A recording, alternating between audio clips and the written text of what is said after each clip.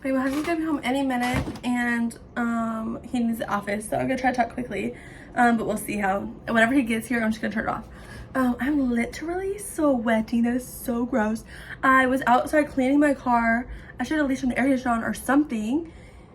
I'm sweating so bad. It's so freaking hot outside. I needed to clean my car because it's gonna get hotter the longer I wait. So today is April 1st. Happy April Fool's Day. I was gonna do my like quarter wrap up. I've read, I want to say 32 books. I'll have to double check. But I also want to make a separate video where I updated my full TBR for the year. I changed it to 225 books in 2025, even though my goal to read is only 60. However, I'm already 30 something books in, so I'm more than halfway done the challenge, and we're only on quarter one. So I'm anticipating my average that I normally read is about 80 books a year. And so I'll probably end up at this around the same amount, depending on how it goes. I'm trying to utilize like audiobooks and stuff like that as well. But my next few books are like very big, either series or paperbacks or whatever. So this is gonna be my March wrap up. And it will be my April TBR. We're not pulling from the TBR jar this time. I think I had made a video before, I don't know if I ever posted it, of like pulling for April, but I just already know what books I want to read in April. I have some very priority reads I just want to get done this month. They're just big. My goal every month is to read 5 books. So I've picked out at least 5 books, and we'll go through that at the end of the video. So first, let me go over my March reads, and then there will be a separate video that's going over quarter one, basically, which is January, February, and March of my reads for the year, but this is just March and my April TBR. So I read 10 books this month. I wish it was 11. I just didn't finish Hamlet.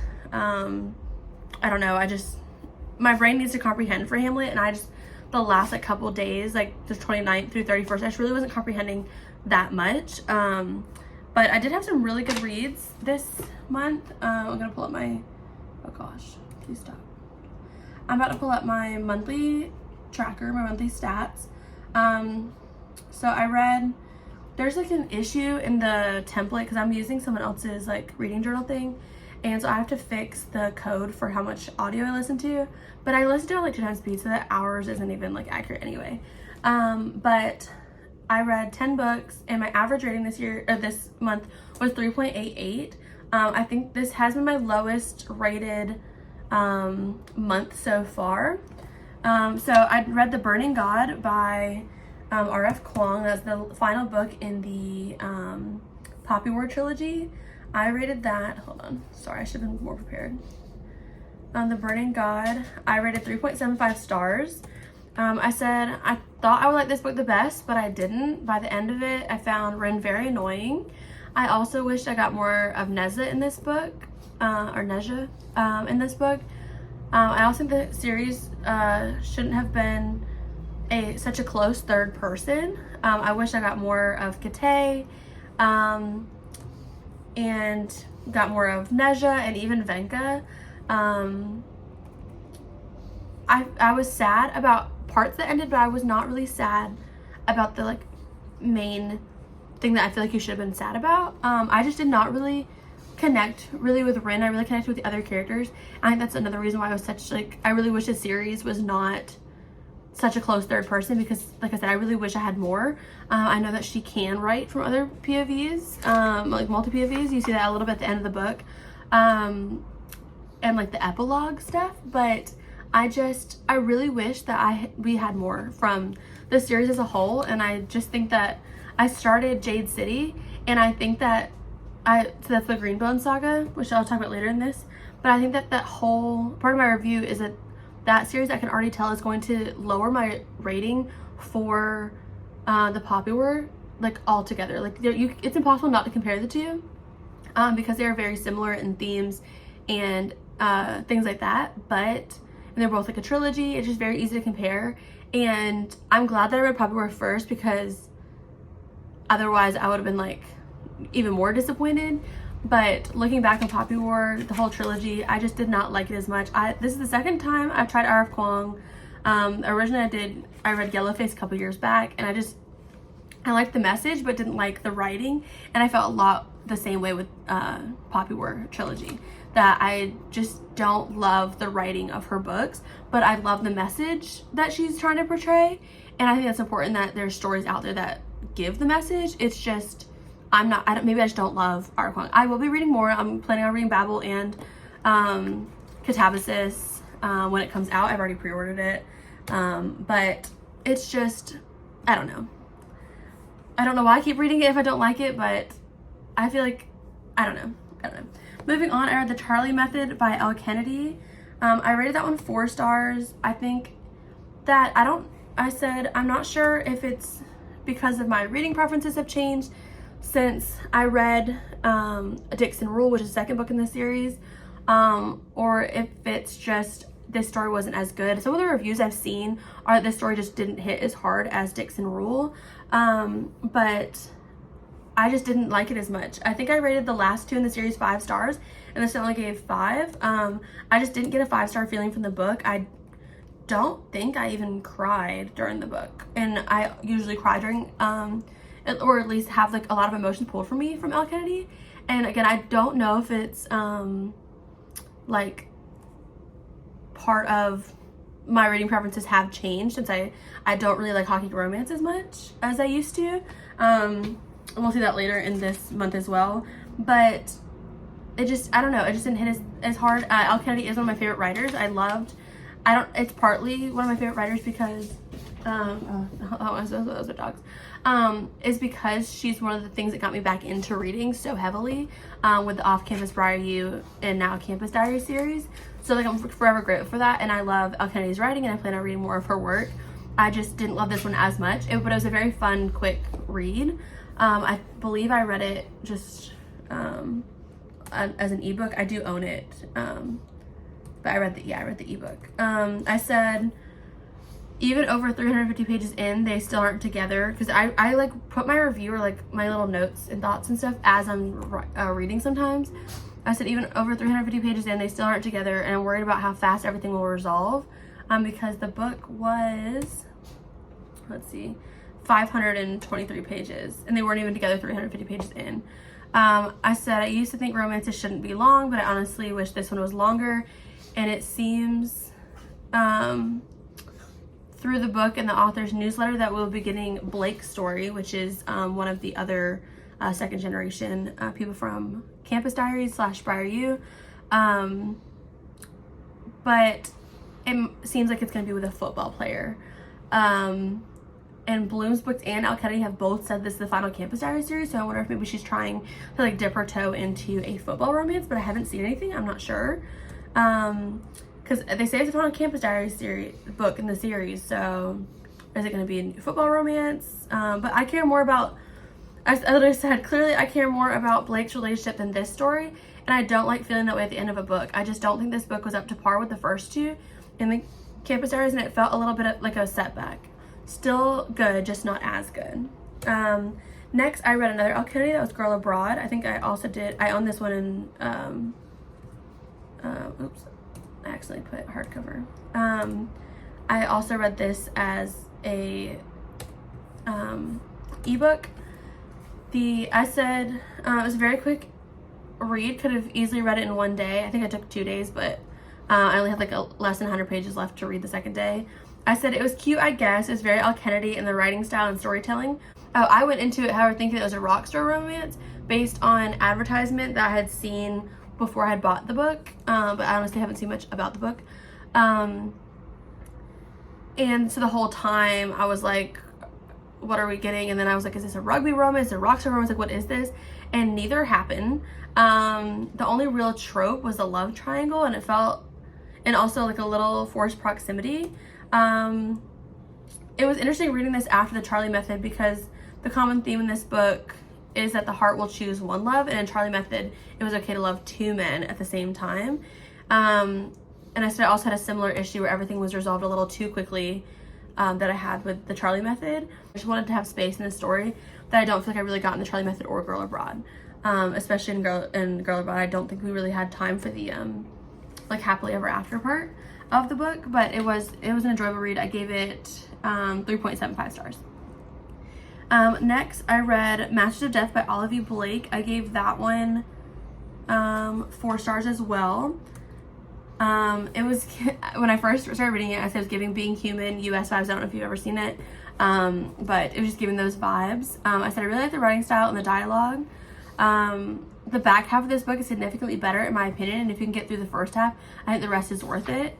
I am going to be going back and annotating, because I have this edition, which is really easy to get. There's nothing like really special about it other than it has straight edges. And I'm going to be annotating with these to match this. I'm really going to be annotating in the first half of it is mainly because of the writing style. It's like very unique, and it reminds me a lot of how my brother writes. And I just kind of want to annotate all those things because that's just something that I enjoyed. But I was reading it paperback and Kindle, and I just didn't really annotate because I just, you know, just didn't. And so I like to go back, basically reread the story again. And then I also would like to annotate some of the significant points that were all leading up to the game that they play in there. There's a scene about 75 to 80% of the way through that makes everything worth it, in my opinion, which is kind of weird to say, and I still think that people should read it. I said this is definitely about the characters, and although I would say it's a fantasy and a romance, I wouldn't consider it a romantasy, because I feel like it's much more than that. Like, it's not, I would not consider this a romance. I mean, like a romantasy book. Like, if you think of things like, I don't read them, but like ACOTAR or stuff like that, and like Zodiac Academy. I do read Zodiac Academy, I love that. But like that to me is like a romantasy. I would not put this in that same genre. It is a fantasy and it is a romance, but it is not a romantasy, if that makes sense. And it was just like such a good character study and everything, and so that's another reason I want to go back through and do it. There is some parts of the writing style that I think some people find a little annoying and stuff, and it's explained why it's written that way. Like near the end you get like the answers of why it has been written in this like sort of convoluted way, which if you make it that far, like obviously they're like, oh, there's your answer. And I didn't mind the writing style, I kind of liked it, but I feel like certain readers will be very turned off by the writing style. So if you're not loving it, then don't read it, but I thought it was pretty good. I gave 4 stars. Next is The Goldfinch. The copy's in my closet. I'm not gonna grab it right now, but the book is literally, it looks this big, and it deceived me in its length. It is actually 771 pages. No, I'm about to go grab it. Hold on. This book right here is 771 pages. This book right here is like 900 pages. And it also like, and then this one right here though, like Sword of Kaigen, is 600 pages. Like, but this is almost 800. This is barely 600. This is almost 800.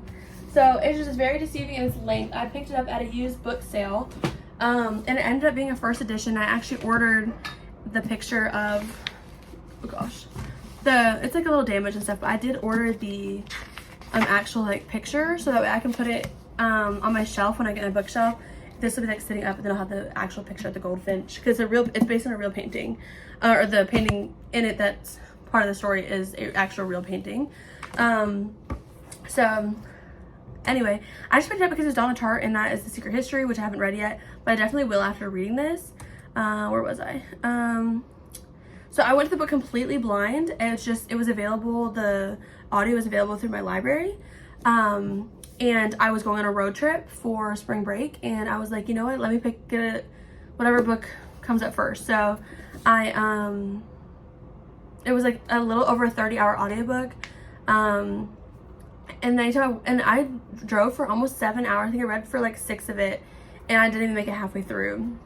And I was reading it on like 2 speed, I think. I think by the end, I think I finished at like 2.15 speed because I worked my way up. And when I was driving, you know, I want to make sure I could focus, so I don't want to be too fast.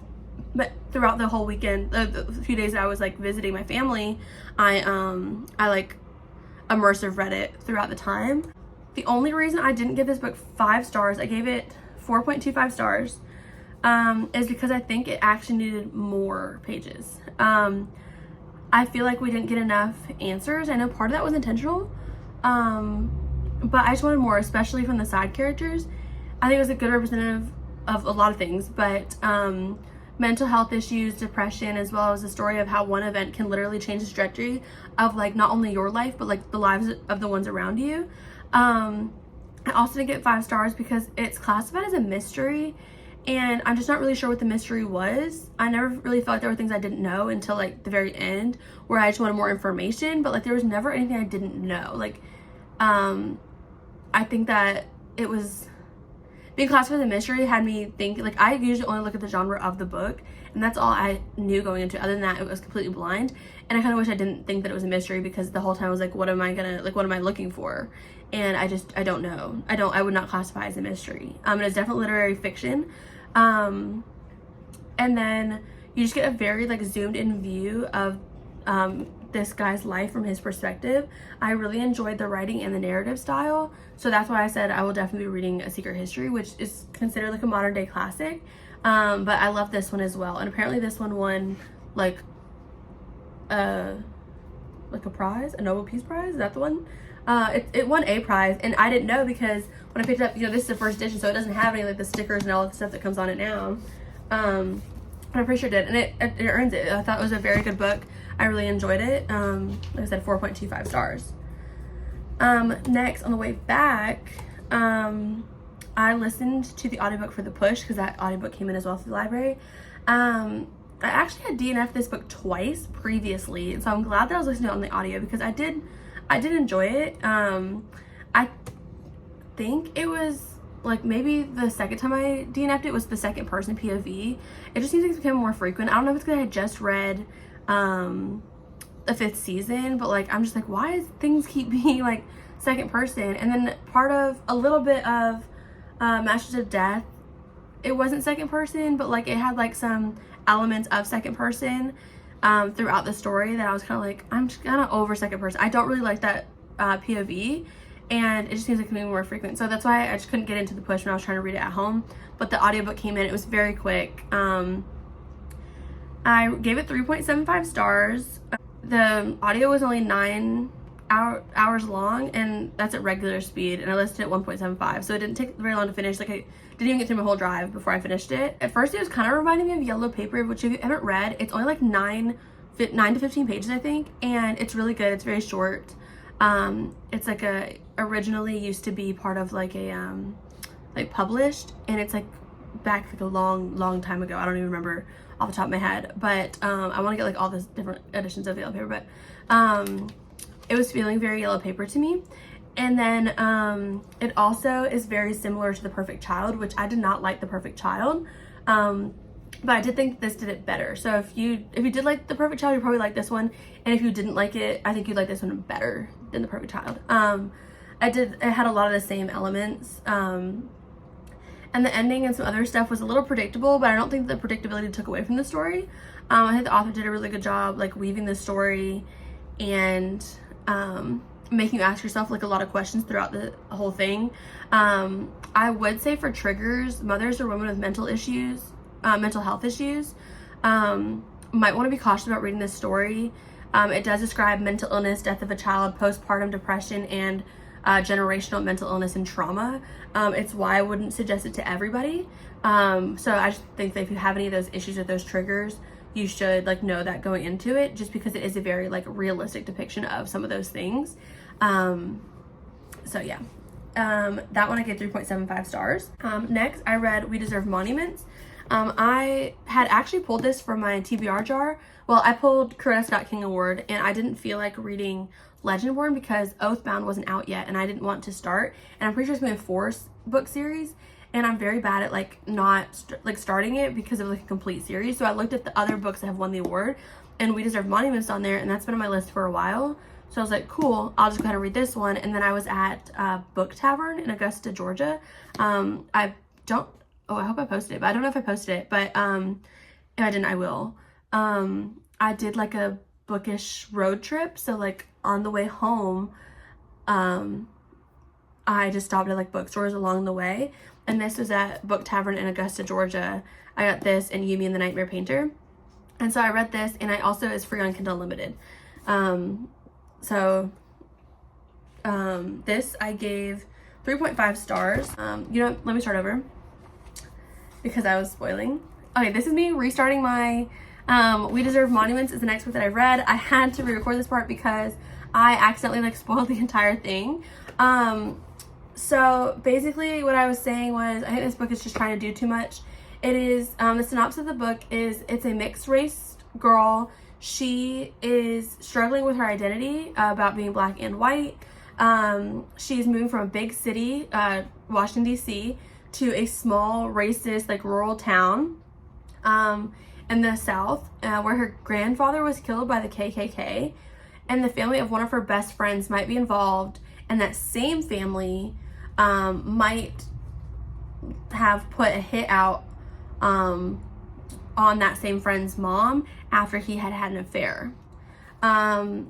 Also, another problem, so actually this is pulling in a lot of directions. Also, the catalyst that they used for some of her exploration stuff, I think, and there was more, and that you find out all before 50%. So technically, I don't think that what I said was a spoiler, but just in case, you do find out a lot of this stuff all before 50%. It was so much information.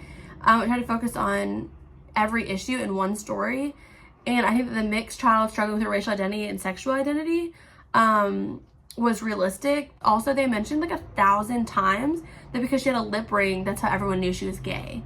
And I was like, you can just have a lip ring. Like, it kept coming up. Like, it was a very like issue that she had a lip ring.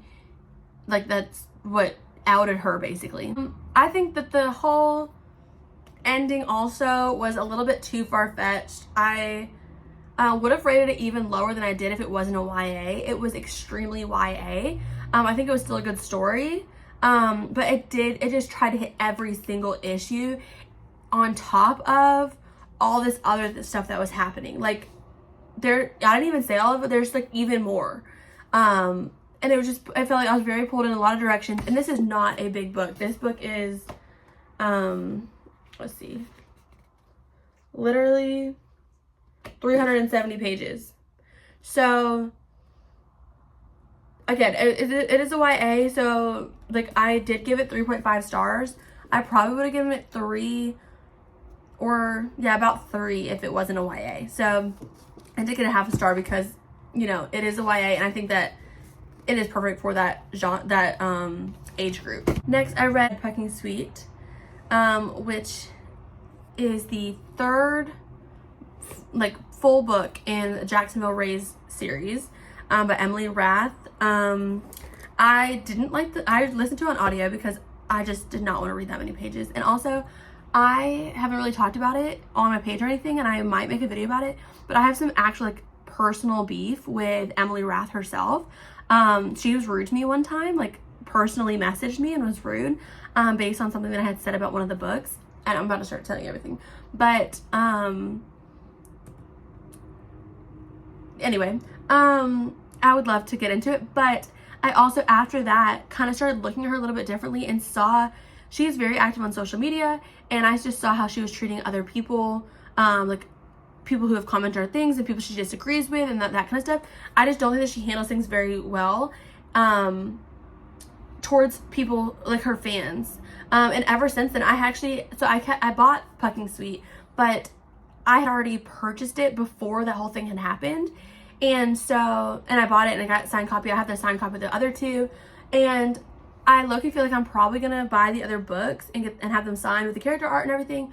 But I might end up just selling the whole set. I have also bought North by Northwest. North is the Night, which is her first book in her duology for fantasy. So I have been reading her books and everything, but I don't know if it was just because I've just realized the different tone, and that I think I didn't really follow her on social media when I had read the first Jacksonville Rays series books. So it's like, this is this person, but especially in this book, I think that her personality like really showed in this story. I'm not saying that's a bad thing. It was just very much like, I think Poppy and some of the other like characters in that story were just kind of her on paper. And I just didn't love it. Again, it could be the part of like, I don't really like a hockey romance. I also felt this was much less hockey than normal. Normally when I think of a hockey romance, one of the main complaints that I've had about like things like Icebreaker and Wildfire and now Daydream, which I haven't read Daydream yet, but is that they're not hockey romances. They're romances with hockey players, yes, but like in Wildfire, not one single period of hockey is played. It doesn't even take place at their school. It takes place like at a summer camp for like, and they play some soccer with some kids. Like, it literally, that's just an issue that I've had with some hockey romances and some sports romances in general, is that the actual sport is not being played or talked about enough. So I feel like Puck and Sweet kind of fell into that. There was some hockey being played, and it was intertwined with the other two books. So if you haven't read the other two, it would have spoilers. But they have to be read in order. But the actual like hockey like wasn't really being played as much as it was in the other couple books, the other few books. And so I kind of was upset that I didn't see as much hockey, because I enjoy reading about like them on the ice and them in the stands watching on the ice and stuff. And the only parts you really saw were like when bad things were like happening or like for the plot, instead of just like them playing on the ice. And maybe, I don't think the other things did that, but I don't know. So anyway, I listened to the audiobook. I downloaded it from my local library.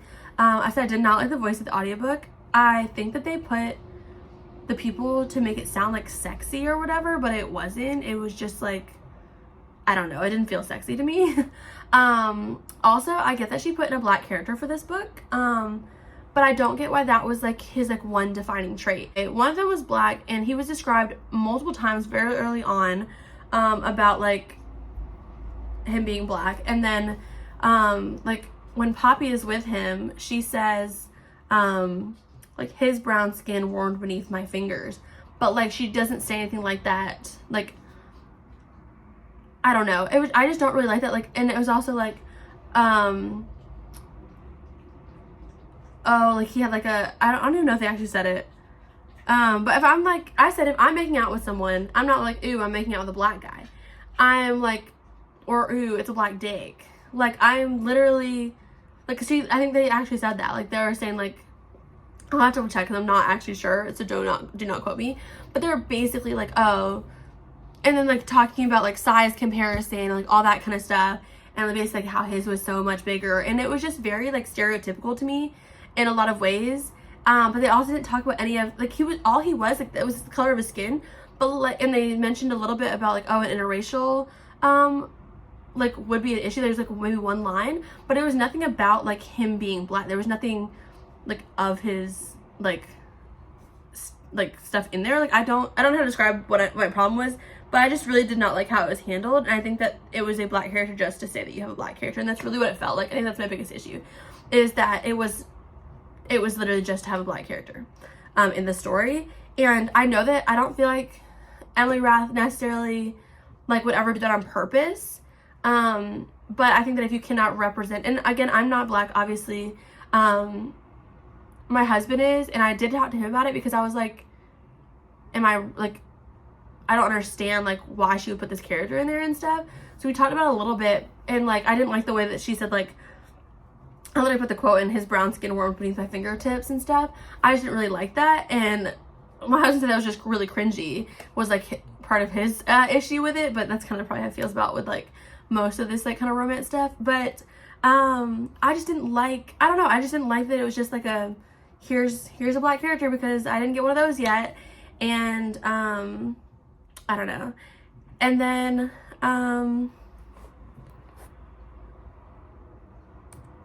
I said at only 35% of the way through, but I know that if I was physically reading this, it would be a struggle to continue. Like, I probably would have DNF'd it. Also because Emily Rath is so vocal.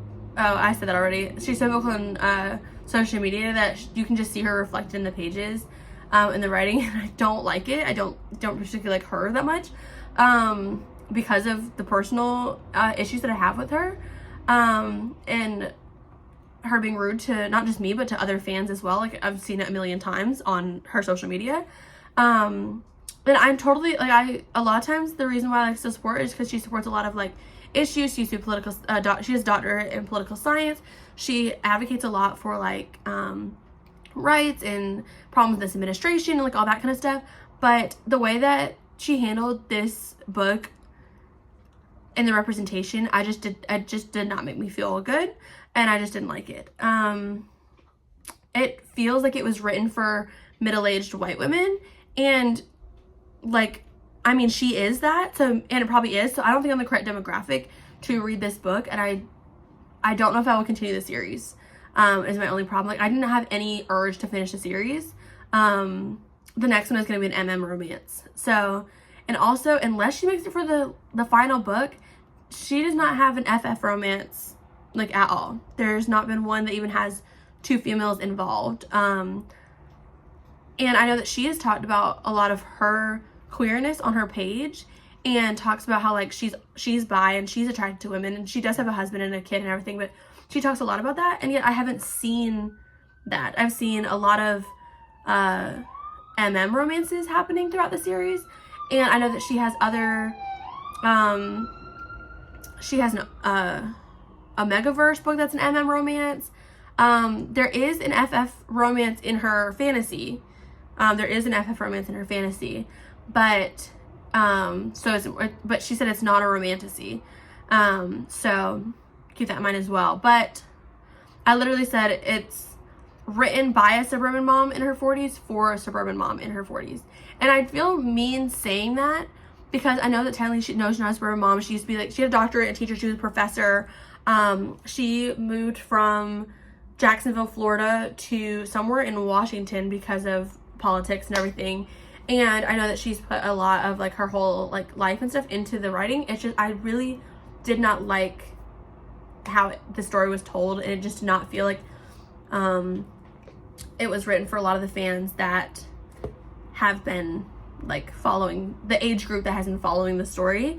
But again, maybe it's for a lot of the characters are older, so I understand that they are about in their late 30s ish, which also the way that people be popping out babies at, like, 30 plus, close to their 40s, popping out baby after baby, just seems very unrealistic to me. I get that we're, like, better medically in this day and age, but, like, they don't talk about any of the concerns about having kids at that age, and I really feel like some of that should be addressed. Like, if you're gonna try to portray a realistic thing, and she talks about how even her hockey romance stuff is fantasy, like, these people could not, like, be so publicly with their queerness and everything.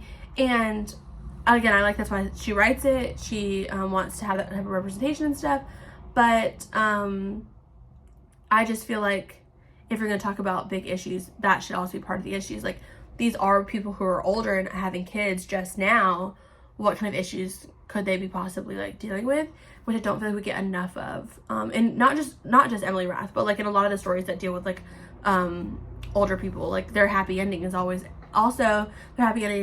marriage and kids. That's another thing. Maybe that's not everyone's happy ending, you know? I mean, I want marriage and kids, but, like, I'm just saying in general, like, you know, like, this book is 600 plus pages. Like, it's not like a quick read, so I'm really glad that I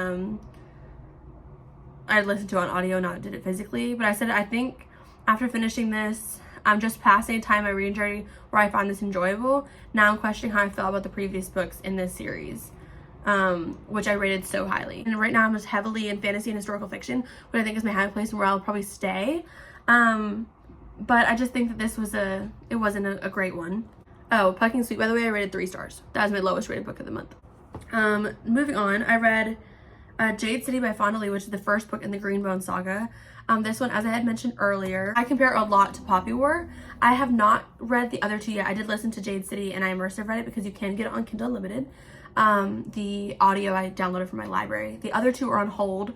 They said they've been saying 2 weeks for about 3 weeks. So I just went ahead and read Jade City because there was a line, and so I just went ahead and did it. But I said it feels like a fantasy Sons of Anarchy, but, like, there's no motorcycles, so kind of like maybe The Sopranos. And I said I like that they have different perspectives, so you can see how the public perceives their moves. Lots of deaths and shock value moments. I really like Andon's character and Wen's character, and I'm excited to see more of both of them in the rest of the series. I will continue the series. I also feel like this series will make me dislike Poppy War even more than I already do.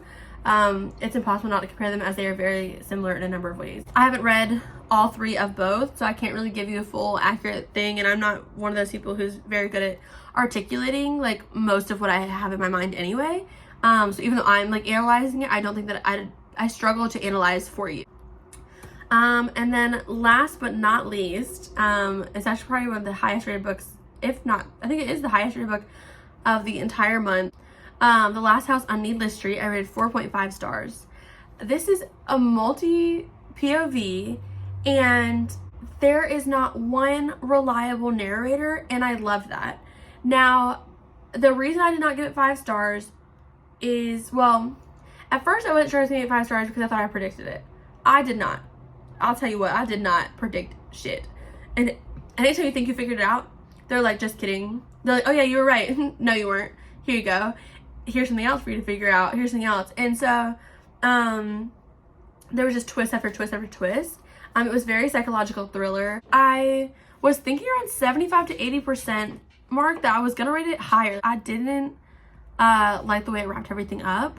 I think it did like a little bit too much. Like it was like, okay, like you twisted and then there was just more to tell and like more to wrap up and more to wrap up because it had woven such a complicated story.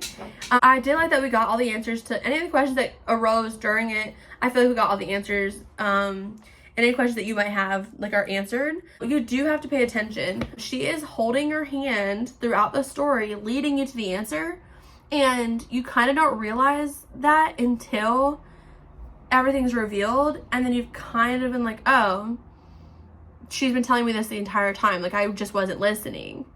So you do, like, it's the little details that are the parts that just kind of click. Like when you get the information that makes it click, it clicks. And so, oh, and this is not a linear story, so if you want a linear story, this is not the book for you. It definitely goes like back and forth between like the story and like other parts of the story and like the multiple POVs. But it was really good. I get 4.5 stars. I would suggest it to anyone who likes a psychological thriller and anyone looking for an unreliable narrator. Most times American Psycho is the one suggested, and I do want to read that one still, but this one I will be for sure checking off as my unreliable narrator / narrators. And that is all I read for March. Now I have to go bring my dog to the vet because I completely forgot that that is today, and luckily it's close by. But quickly I'm going to do my reads, my April TBR. So my number one priority read is Pillars of the Earth. I want to read this book so bad. It's the first book in the Kingsbridge series, but I think that you can all read them like separately and then they're interconnected, but you are supposed to read them in publication order. It's supposed to be best, even though one of them's a prequel. But this is like literally Oprah Book Club, like best-selling, like in multiple countries. Like this is supposed to be amazing, and my mom has been asking me to read it forever. Because it's her favorite book. My dad, it's probably top of his books as well. But it's my mom's 100% favorite book like in the world, and she's been suggesting it to me since I was like freaking 15 probably. Next is Assassin's Apprentice by Robin Hobb. This is the first book in the Farseers trilogy. I just joined a book club at Barnes & Noble at my local store, and they just started this fantasy book club, classic fantasy. They had like a romantic one before, but I don't really want to read those because this month they're reading Quicksilver and I just don't want to read Quicksilver.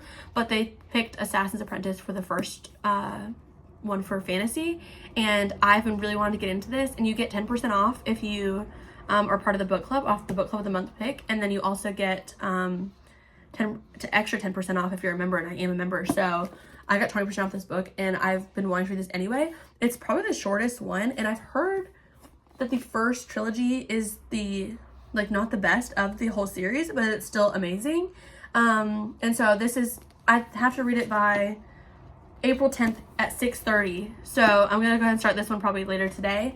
And then I don't have them with me because I'm just gonna end this video, but I plan on reading The Silmarillion with my husband, and then I also plan on reading The Hobbit, and then Lord of the Rings, and then I'll be reading It by Stephen King, and if I have time I'll be reading 11/22/63 by Stephen King as well.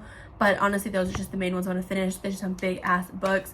I am starting to do a, like, now that I'm reading multiple series at the same time because of availability and my time, like all that kind of stuff, I'm gonna start having to make like notes for myself at the end of every book of like the key points, so that way all I have to do is read whatever I wrote, even if it's a page or two, instead of rereading the entire book when I finally get to the next one. And then I'll probably end up utilizing those to make videos for you guys as kind of like, I read this, or if you're need like a review, or if you like whatever, I can just go through the main points and stuff I think that would be like the biggest thing that I want to do. But these are my next 2 reads. The only other thing that I might read is Game of Thrones, which is the first book in A Song of Ice and Fire, because all those are available and free at my library right now.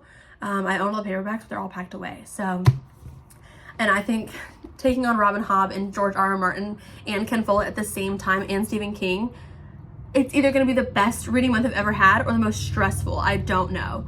But these are all, I think all the books that I'm reading are anticipated 5-star reads. Like, I 100%. And then also, during all of this, I also planning on rereading The Sword of Kaigan, Winter Garden, and Masters of Death, all for annotation purposes. So, I just have big-ass book after big-ass book for April. And I'm ready. So, definitely gonna start this. Gonna finish this as soon as I can. So that way, this is the #1 priority read of April. I told my mom to finally read it, and I plan on it. I was trying to finish it by last Saturday. I haven't even started it yet. So, and then I was at Barnes & Noble, and they were like, oh, we have a fantasy thing, because I got the second book in The Faithful and the Fallen. As soon as I get the 4th one, I'm reading the entire series. Okay, this will be quick. Just added, I'm probably just gonna add this to the end of my wrap up because I had trouble downloading and uploading it, so I haven't actually done that yet. Today is the 2nd, but I had said that I'm reading The Assassin's Apprentice, and I got the illustrated edition. I literally was looking at it this morning on Amazon, trying to figure like, am I gonna buy it? When am I gonna buy it? All that kind of stuff. And while I was at work, I got an email from Barnes & Noble for our book club, which is what we're reading The Assassin's Apprentice in. And she was like, hey, we got in 3 copies of books 2 and 3 in the illustrated editions. Let me know if you want one. And I didn't see that email. And then she texted a message again, right like as my break was starting. So I had my phone in my hand. And the email came through and said, oh, we got a couple of copies of the illustrated edition of the first one, which is the book that we're reading on the 10th. If y'all want that as well, let me know. So I emailed her back so fast. I'm like, yes, I would like an illustrated edition.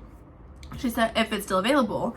And then she was like, yeah, do you want just the first book or all 3? And I was like, oh, I don't have the money, but all 3. And then she was telling me how like beautiful they are. She put them on hold for me. I went and got them right after work. And now I have all 3 of the first of the Far Seers trilogy. So this is the first trilogy of Realm of the Elderlings. And literally, they're so pretty. Now, I am a little sad because there's some damage. There's the first book. There's like a little gouge here, and I don't know if you can tell, but there's some scratching like right here and stuff, but it's really not that big of a deal. I'm a little sad because it's on the front, and I will be like displaying them. I will show all 3 covers. So this is Assassin's Apprentice, this is Royal Assassin, and then this is Assassin's Quest. And these books, like as I was saying earlier in my video, this one is like so like it looks so small to me, and I actually had to try to finish the book faster because of the book club, and I had like basically a timeline, and I don't normally give myself a timeline for books. I had bought the ebook, and I saw there was an illustrated edition, and so this morning that's why I was looking at it on Amazon trying to do it, because I was like, oh my gosh, the illustrations are so pretty, because the ebook had them on my phone. I was like, wow, I love it. And it felt like fate that she emailed me today.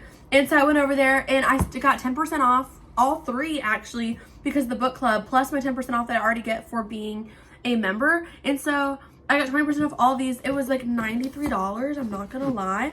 My brother was calling me, and I said, hold on, I'm checking out at Barnes & Noble.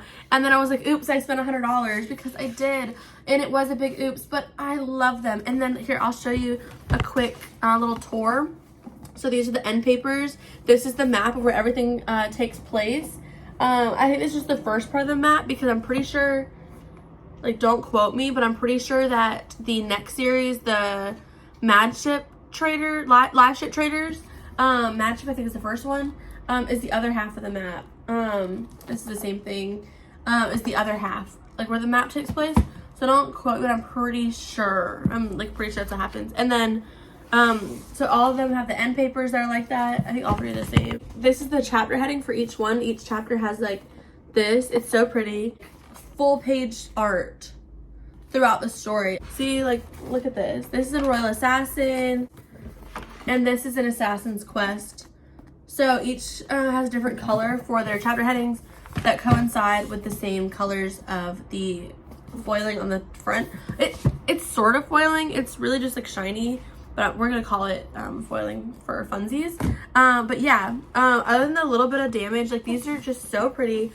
They will be displayed on my shelf, obviously, and I still will be getting the other paperbacks. The other two books in the series, I already have the first one, and the paperbacks of the first one match all of the other books in the other series. So like they all are the same height, they all have the same like theme, sort of, if you look into them. But this is like the 25th anniversary edition, I believe, because this came out in, I want to say the 90s. Yeah, in 1995.